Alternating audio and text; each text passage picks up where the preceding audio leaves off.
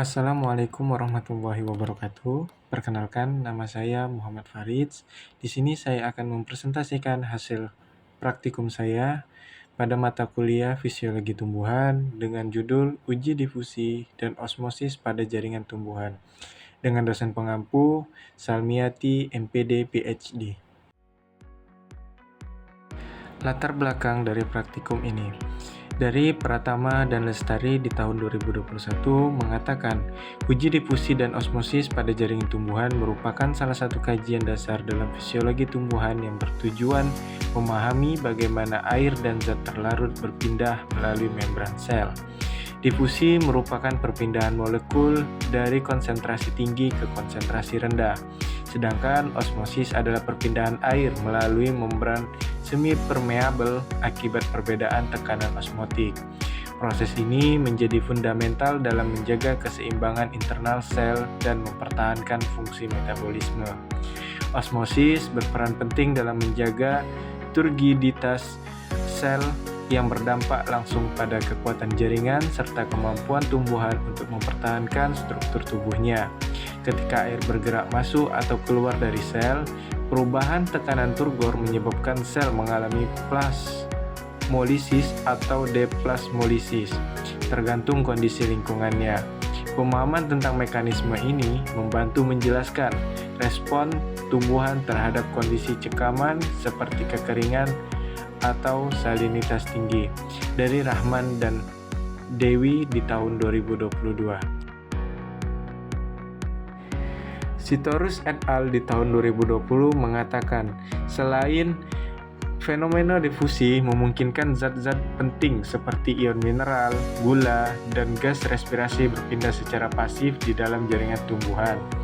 Dalam uji praktikum, peristiwa ini biasanya diamati melalui perbedaan warna, perubahan massa, atau perubahan konsentrasi media yang digunakan. Pengamatan terhadap proses difusi juga menjadi dasar untuk memahami mekanisme transportasi yang lebih kompleks, seperti transport aktif dan aliran massa dalam sistem vaskular. Lalu, Yuliani dan Hakim di tahun 2023 mengatakan uji difusi dan osmosis pada jaringan tumbuhan memiliki nilai penting dalam pendidikan dan penelitian karena memberikan gambaran nyata tentang proses fisiologis yang terjadi dalam sel hidup. Melalui pengamatan langsung pada jaringan seperti umbi dan daun, mahasiswa dapat memahami hubungan antara struktur membran sel dan kemampuan regulasi internal. Pemahaman yang baik tentang proses ini juga menjadi dasar dalam berbagai aplikasi, seperti peningkatan ketahanan tanaman terhadap cekaman lingkungan dan pengembangan teknologi budidaya tanaman modern. Tujuan praktikum. Yang pertama, untuk mempelajari proses difusi zat terlarut melalui membran sel tumbuhan. Yang kedua, mengamati perbedaan osmosis pada sel tumbuhan dengan konsentrasi larutan yang berbeda.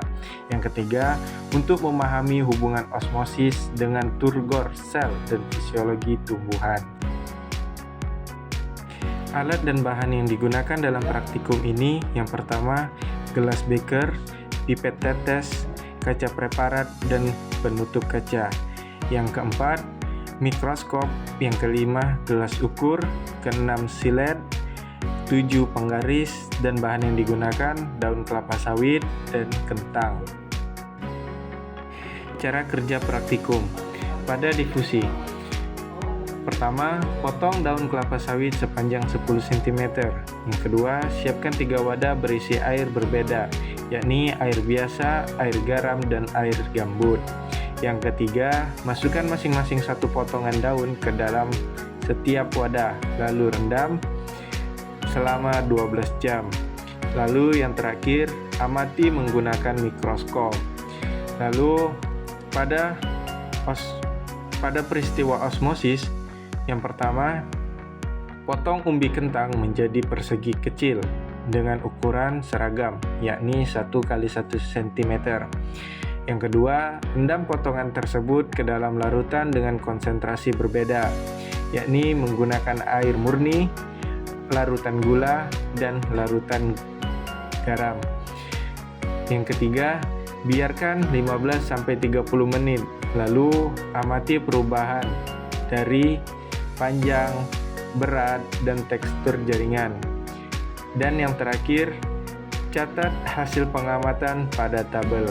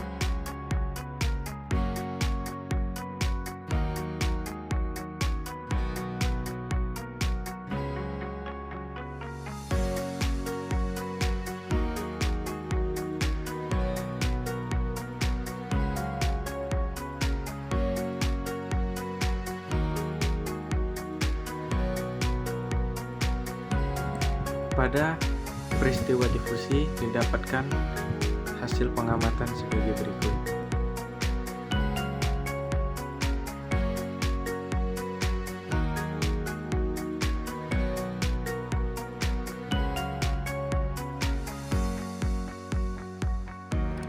Pada peristiwa osmosis didapatkan tabel sebagai berikut.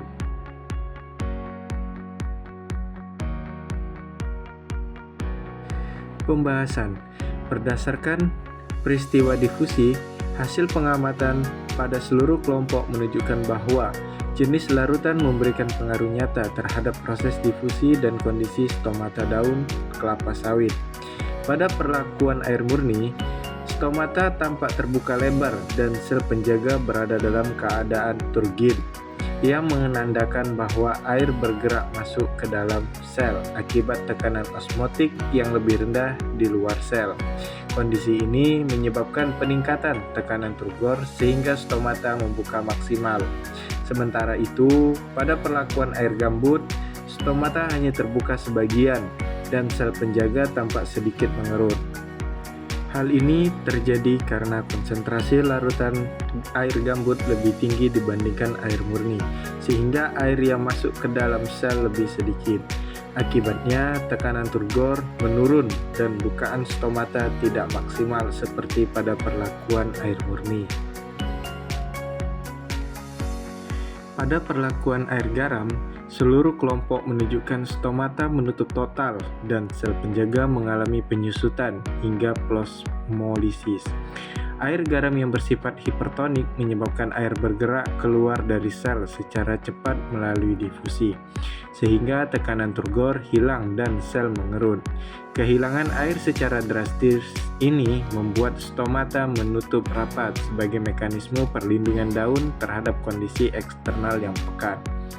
Berdasarkan keseluruhan data, terlihat pola yang konsisten bahwa semakin pekat larutan yang digunakan, semakin besar kehilangan air pada sel daun, sehingga stomata berubah dari terbuka lebar pada air murni, setengah terbuka pada air gambut, hingga menutup rapat pada air garam.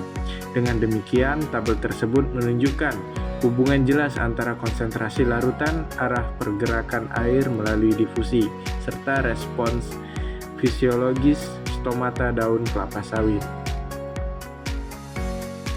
Menurut Thais dan Sieger di tahun 2020, Kondisi larutan hipotonik seperti air murni menyebabkan air bergerak masuk ke dalam sel sehingga meningkatkan tekanan turgor dan membuka stomata secara maksimal.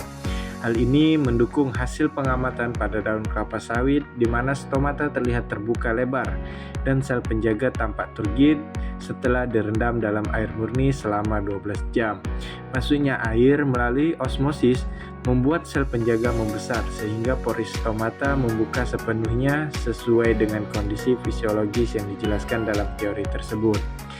Lalu, hasil pengamatan yang menunjukkan stomata menutup total pada perlakuan air garam konsisten dengan pernyataan Epstein dan Blom di tahun 2019 bahwa larutan hipertonik menyebabkan keluarnya air dari sel, memicu plasmolisis dan membuat stomata menutup sebagai bentuk respons stres osmotik. Pada daun kelapa sawit yang direndam dalam air garam, sel penjaga tampak menyusut dan kehilangan turgor, sehingga pori stomata tertutup rapat. Temuan tersebut memperkuat teori bahwa semakin tinggi konsentrasi solut dalam lingkungan, semakin besar tekanan osmotik yang memaksa air keluar dari sel tanaman. Lalu, pada peristiwa osmosis, berdasarkan tabel hasil pengamatan, kentang yang direndam dalam air murni mengalami peningkatan panjang dari 1 cm menjadi 1,2 cm, serta kenaikan massa dari 0,95 gram menjadi 1,01 gram. Hal ini menunjukkan bahwa larutan air murni bersifat hipotonik terhadap sel kentang, sehingga air bergerak masuk ke dalam sel dan menyebabkan jaringan mengembang serta mempertahankan tekstur yang keras. Sebaliknya, kentang yang direndam dalam larutan garam mengalami penurunan panjang dari 1 cm menjadi 0,9 cm dan penurunan massa dari 1,12 gram menjadi 0,96 gram. Kondisi ini menunjukkan bahwa larutan garam bersifat hipertonik, sehingga air keluar dari sel menuju larutan dan menyebabkan jaringan menyusut serta menjadi lunak akibat hilangnya tekanan turgor. Pada perlakuan air gula menunjukkan hasil yang berbeda, di mana panjang kentang meningkat dari 1 cm menjadi 1,1 cm, tetapi massa justru menurun dari 1,05 gram menjadi 0,91 gram. Respons ini menunjukkan bahwa larutan gula berada dalam kondisi yang mendekati isotonik atau sedikit hipertonik, sehingga sebagian air dapat masuk ke jaringan dan menyebabkan pertambahan panjang. Tetapi pada saat yang sama, air dan beberapa zat terlarut juga keluar sehingga massa berkurang. Tekstur sedikit lunak menunjukkan bahwa tekanan turgor tidak sepenuhnya menguat seperti pada perlakuan air murni. Namun juga tidak sebesar kehilangan air pada perlakuan garam. Secara keseluruhan, data menunjukkan bahwa perbedaan konsentrasi larutan mempengaruhi arah dan tingkat perpindahan air melalui osmosis yang tercermin melalui perubahan massa, panjang, dan tekstur jaringan kentang. Putri dan Kurniawan di tahun 2021 mengatakan, pada perlakuan air murni, kentang mengalami peningkatan panjang dan massa dari kondisi awal, yang menunjukkan bahwa larutan tersebut bersifat hipotonik sehingga air masuk ke dalam sel dan menyebabkan sel menjadi turgid. Sesuai dengan temuan Putri dan Kurniawan yang menjelaskan bahwa jaringan umbi dalam larutan hipotonik akan menyerap air secara maksimal melalui osmosis. Sementara itu, perlakuan air garam menunjukkan penurunan panjang dan massa kentang yang cukup signifikan, yang menandakan terjadinya pengeluaran air dari sel menuju larutan garam yang bersifat hipertonik, sehingga sel kehilangan tekanan turgor dan jaringan menjadi lunak. Mendukung hasil penelitian Siregar et al. Yang menemukan bahwa larutan garam menyebabkan intensitas plasmolisis tinggi pada jaringan umbi. Pada perlakuan air gula, panjang kentang meningkat, namun massanya menurun, menunjukkan kondisi yang mendekati isotonik atau sedikit hipertonik, sehingga bagian air masuk dan sebagian lainnya keluar dari sel. Hal ini sejalan dengan pendapat Lestari dan Wibowo di tahun 2020 yang menjelaskan bahwa larutan gula sedang dapat menciptakan kondisi osmotik setimbang sehingga perubahan jaringan tidak se-ekstrim larutan hipotonik atau hipertonik. Namun, temuan Anda pada perlakuan larutan gula juga dapat berbeda dengan beberapa penelitian, seperti yang dijelaskan Hamdani dan Yusuf di tahun 2023 bahwa larutan gula umumnya menyebabkan penurunan panjang dan massa kentang karena kebanyakan memiliki tekanan osmotik lebih tinggi, sehingga respons jaringan dapat bervariasi tergantung konsentrasi gula dan karakteristik umbi yang digunakan. Berdasarkan hasil pengamatan pada kentang dan daun kelapa sawit, perbedaan konsentrasi larutan terbukti sangat mempengaruhi osmosis dan difusi pada sel tumbuhan. Air murni sebagai larutan hipotonik menyebabkan air masuk ke sel sehingga jaringan kentang bertambah panjang dan massa, serta stomata daun membuka lebar. Larutan dengan konsentrasi lebih tinggi seperti air gambut atau larutan gula menghasilkan respons sedang karena tekanan turgor menurun. Sementara itu, larutan hipertonik seperti air garam menyebabkan air keluar dari sel, ditandai dengan penurunan panjang dan massa kentang, pengerutan sel, serta penutupan total stomata. Secara keseluruhan, semakin pekat larutan, semakin besar kehilangan air dari sel, sehingga mempengaruhi struktur, massa, dan fungsi fisiologis jaringan tumbuhan. Berikut daftar pustaka dari citasi yang saya kutip untuk melengkapi laporan praktikum kali ini.